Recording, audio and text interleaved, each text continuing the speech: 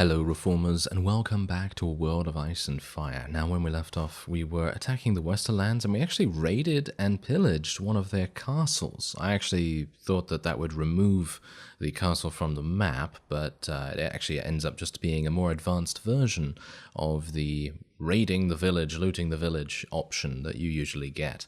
Anyway, as you can see, we are now engaged in conversation with a vassal of the Vale because quite a few people in the comments replied to my question and said that the Vale might be a very good target for us, and that's exactly what I'm going to do. So we are going to be attacking them straight up here. Bear in mind, we're going to lose a little bit of relation here. Obviously, it seems like Daisy is not a big fan of going to war against the Vale, but every single other vassal that we have is fine with it. So I'm pretty happy with that. Now, what I'm hoping to do here is create a small little... I'm not entirely sure how to describe it, but basically a small little nation of vassals. That's it, basically. I just want to, try and give my vassals a variety of the Vale's territory, and as a result, basically force my vassals to move away from Essos and to actually make their way to Westeros, because at the moment it is kind of one of those things where we are in a bit of a bind. We don't really want to have all of our vassals in Essos doing nothing. We don't want them patrolling around just randomly doing nothing much at all. And what we do want, however, is a bunch of vassals to help us in the upcoming fights against the White Walkers. Now, here's the thing.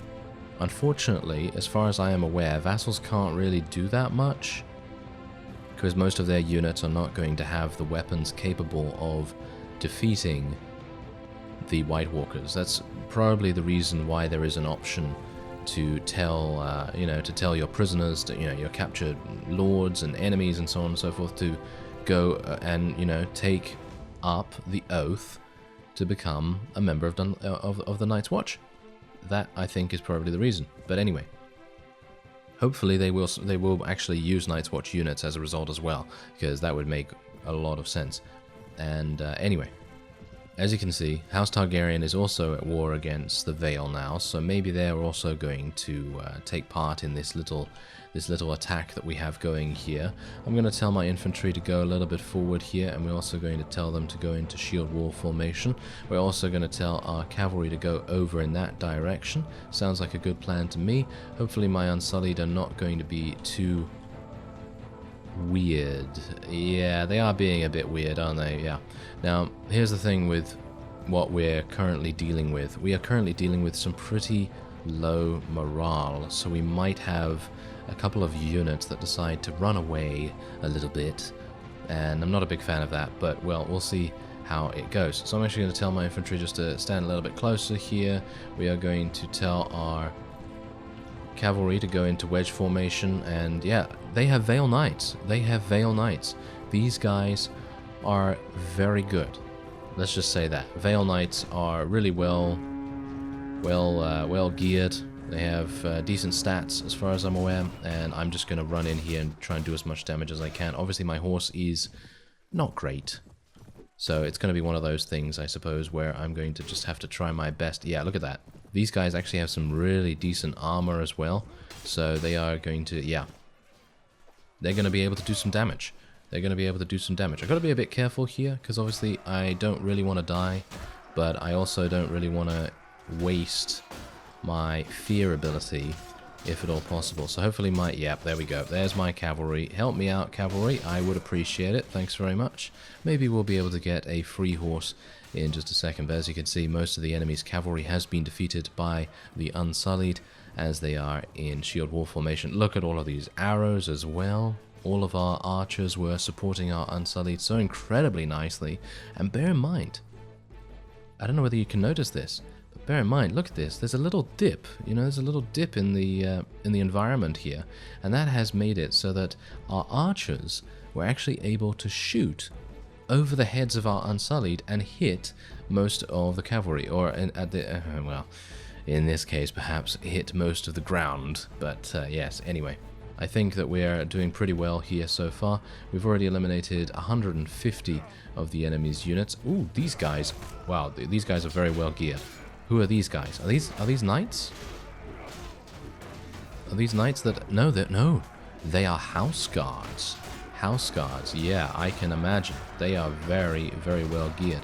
Telling these guys to charge in here has worked out quite nicely, but bear in mind, I don't really want to lose that many units as we go forward here, because I would like to try and, well, gain the upper hand very, very fast in the Vale. Obviously, we had to attack a vassal, because otherwise I would have had to head back all the way to Volantis to declare war against them formally, so I decided to just attack one of their vassals instead. Going to utilize my shield a little bit here, try and prevent ourselves from being murdered, and we'll see what we can do. Otherwise, I think I do have a wound, which I have spoken to Silver about, and she is going to be mending us, but hopefully I will not suffer another one as we are doing this. Yes, there we go. Nice, good damage, and wow, I gotta say, the Vale is actually pretty impressive, you know? They are pretty impressive. That's usually the reason why I never usually want to fight the Vale, because they do have such an amazing amount of well-geared units, and even their archers are fantastic too. So obviously that's also a thing that you got to be a bit wary of. Anyway, I'm going to tell my infantry to move along here. We're going to tell them to go into Shield Wolf. Oh, no, apparently there's not enough troops to do that. How many are... Oh, yes. I have no cavalry anymore. Yes, I have no cavalry anymore whatsoever, so I'm going to tell everyone to charge in here, and we're going to see if we can maybe do some damage to the Vale's archers in some way. My shield is at 40%, 20%. This is not good. This is not good at all. I'm dead. No. Oh, that headshot. That headshot was embarrassing. Oh well, never mind. There's basically not much I could do about that, because we basically lost all of our cavalry and everything, and the enemy lost all of their cavalry and their infantry, so it's basically an archer versus archer battle now. I don't know how good that is going to end up, let's face it. I don't know whether all of our archers have used their arrows yet, so that's obviously a bit of a thing. So we'll see if our people are able to do something here. No, it seems like they have... No, it seems like some of them have used most of their arrows, but some haven't. But I'm hopeful that the Vale archers will also be a little bit on the lower side in terms of how many arrows they have available. But yeah, not entirely sure what we're going to be able to do. As you can see, there's so many still remaining, and they are able to take out quite a few. I mean, that's the point.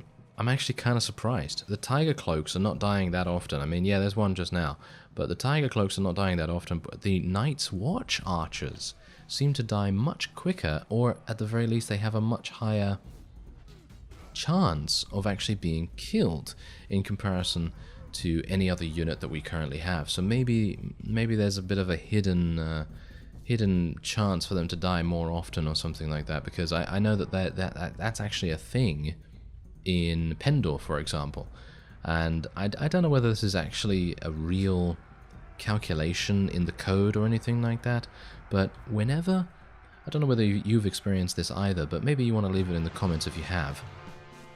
Anyway, point is, whenever you have an army that is sufficiently powerful, and let's say you have, I don't know, let's say you have 200 I'm going to use native as an example here. So let's say you have 200 Nord Huskarls, right? So you have 200 Nord Huskarls, and you are attacking, I don't know, the Swadians or something like that. And they have, you know, their crossbowmen, and they have their knights and everything. And they are, for some reason, able to kill your Huskarls. And let's say you have another 50 Nord, I don't know, let's say you have Nord recruits or something like that. Super easy units to kill and everything. And I have always found that when you have those really good units, and I'm talking really good here, you know, I'm talking about Nord Huskarl level, I'm talking about custom knighthood order in the case of Pendor, I'm talking about Noldor units, I'm talking about maybe some of these as well, you know, some of the Night's Watch Rangers and so on and so forth. So let's say you have all of those things and you're doing a siege, and remarkably your recruits are the ones being knocked unconscious, whereas the Nord Huskarls are the ones being killed, if you understand what I mean. You know, the surgery roll is a bit harsher, in my opinion, on higher tier units or better units than others. I don't know whether that's a thing, I don't know whether it's just bad luck, but it always seems to happen in that way, which is really strange to me. It could just be paranoia. Maybe it's paranoia. I don't really know. But from what I have experienced, it has been pretty weird. Pretty weird in that way. So anyway, we're going to go and speak to Podrick here. As you can see, he is our backup surgeon, basically. And he's also our engineer. So we're going to be upgrading his surgery and his engineering. Because you never know, maybe if Silva gets herself eliminated or something, then it's always a good idea to have a bit of a backup, and hopefully that will help out. I think we're pretty good. Yep, I think we're pretty good. All right. Now, obviously, Thoros is pretty amazing with his surgery as well, so they're basically both backup medics. It's a bit of a... I guess it's a bit of a waste. Is it a bit of a waste? Maybe it's a bit of a waste, but whatever the case, we are going to tell both of these guys that they are going to go to the wall. What's actually... Did I not... Oh, wow. The text box actually completely disappeared because everyone was super annoyed at me for doing that. Right. Okay, that's great. Anyway, let's do the same thing with this fellow. And the text box has once again... Oh, there we go, there we go. 69. 69, yes. 69 renowned for that. And what else do we have here? Well, I don't have that much food. That is a big problem. I'm not entirely sure how we're going to handle that, but what I do know is that we're going to head into the Bloody Gate right away. We're going to just call for a meeting with the castle commander and say that they are going to surrender, and they are, of course. And we will just try and take as many people as we can get our hands on to sell. And there we go. Alright, so that's pretty fantastic. I'm actually going to defer appointment of a lord here because I really... Oh, so we still lose morale even if we do that? Oh, okay. I was actually wanting us not to lose any morale here, but yeah, I don't know why that's happening. All right, well, whatever the case, let's start taking big bites, shall we? Let's take some big bites out of the Vale's territory. Brotherhood without banners. Wait a minute. Can these guys be... I would be... You know, I'd actually be quite interested in recruiting these guys. Maybe they are available for recruiting. Let's see if they are. I'm just going to, once again, do that. And, you know, what is actually going to give me better morale problems? I have no idea. I guess we'll just give this to Shadrick, and we'll actually start giving people things now, because even though it is going to make my morale absolutely pitiful, I was actually above average right now. That's pretty good. But anyway... Yes, as it is going to make it a bit pitiful, we'll see. Okay, so... Ah, the Brotherhood without banners? Yes, they went this way sometime. I knew it. Come on, lads. But they are the Brotherhood without banners. They're asking themselves. They're asking where they themselves actually are. That's kind of strange. I guess we'll just leave them to it then, shall we? Alright, so Shadrick thankfully does have now a place that he can call home over here, and he will be, no doubt, coming over here as soon as he can, and hopefully he'll prove himself to be a rather worthy fellow. Oh yes, by the way, I actually did make a brief stopover in the north. I sent a spy over there, basically. My spy got there, and then I was able to do a little bit of something with the... you know, poisoning the well, and because apparently the Night's Watch were having some problems. They were having some problems, so I basically thought, okay, we're gonna do something about that, and I went to go and help them out a little bit. All right, so we are going to give this to Lord Bronn, I suppose. These Krastos and Shadrick are annoying. They are very annoying indeed. I kind of wish that they would be a little bit more chill about things, but that doesn't seem to be happening, does it? No, not at all. Kind of a bit weird. Okay, so let's head in here. Free folk are no more. There you go. We have finally eliminated the free folk, and we do have Then as our own fief, which is fantastic, because that means... Oh, there we go. Okay, apparently that guy's not going to be allowing us to besiege that easily, so we are just going to go to the next one. But yeah, as I said, we are going to have a pretty decent time of recruiting Then champions, or at the very least trying to get as many of those guys as we can get our hands on, because it seems like the volume of recruitment that you're able to do is so great that you are going to be getting, I don't know, easily some huge amounts of units. So it's really good, actually. If you just go to a village, you're going to get 40, 50 with my amount of renown. I actually believe someone asked me how much renown I actually have, so I'm actually going to show you that, because obviously the reason and the way that we have gained so much renown is literally just from, well, sending as many of these guys to the wall as possible. Unfortunately, doing this whole surrender mechanic, while it is very effective in reducing casualties to our own forces, it is making it, well, I'm gonna say basically impossible for us to capture any of these guys, which is a bit of a problem. So maybe we want to do something about that shortly by attacking them.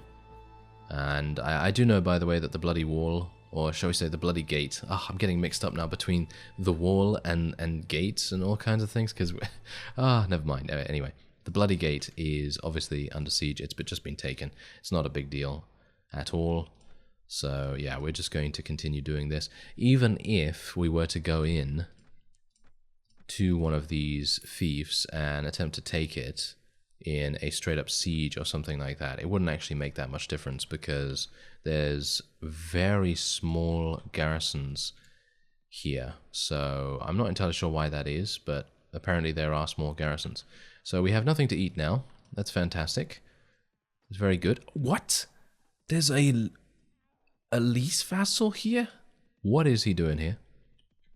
What are you doing here? I am coming after you, sir.